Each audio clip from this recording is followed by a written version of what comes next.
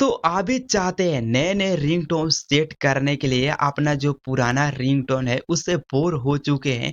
तो इस वीडियो में एक ऐसा एप्लीकेशन बताने वाला है जिसमें ना दोस्तों काफी बेस्ट बेस्ट रिंगटोन हजारों लाखों आप लोग को देखने को मिल जाएगा। अगर एक बार उस एप्स के रिंगटोन सुन लीजिएगा ना तो सेट करके ही मानिएगा दोस्तों।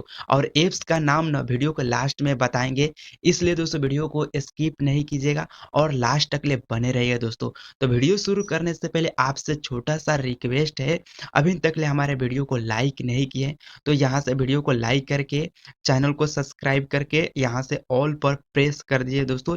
इसका पैसा नहीं लगता और यहाँ से हाइप करके भी यहाँ से आप लोग जो रिंगटोन सेट करना चाहते हैं यहाँ से कमेंट कीजिएगा दोस्तों।